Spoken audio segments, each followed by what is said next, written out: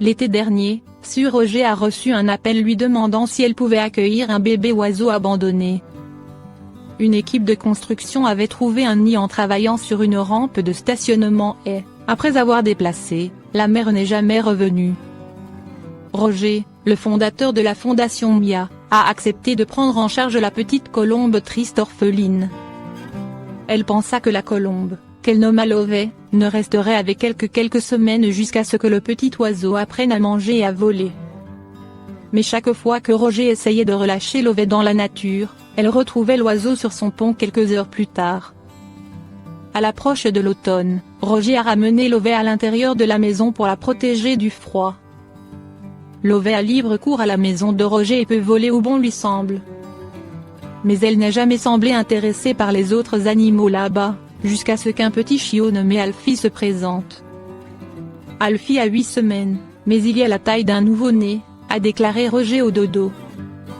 Il a une fente palatine, je suis sûr à 99% qu'il souffre d'hydrocéphalie, qui est de l'eau sur le cerveau, et peut-être aussi une maladie cardiaque.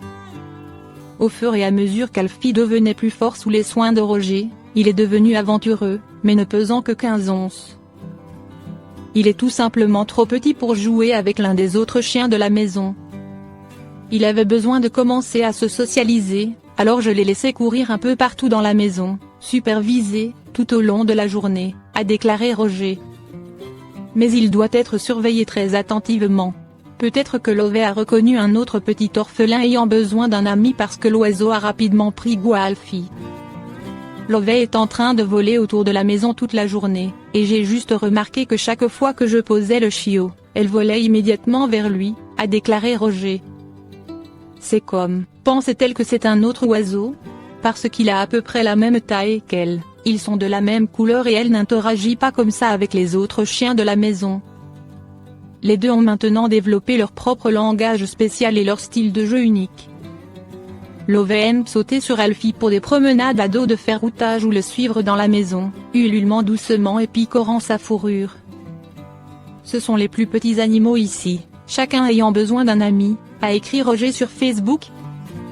Ils ont formé ce lien par eux-mêmes. Alfie semble reconnaissante pour la compagnie et Roger ne pourrait pas être plus heureux de voir cette adorable amitié s'épanouir entre les deux plus petits animaux de sa maison. Lorsque le temps se réchauffera, Roger prévoit d'essayer de libérer Lovey dans l'espoir qu'elle trouvera son propre troupeau. Mais jusque-là, Alfie et Lovey ont tous besoin l'un de l'autre pour le moment.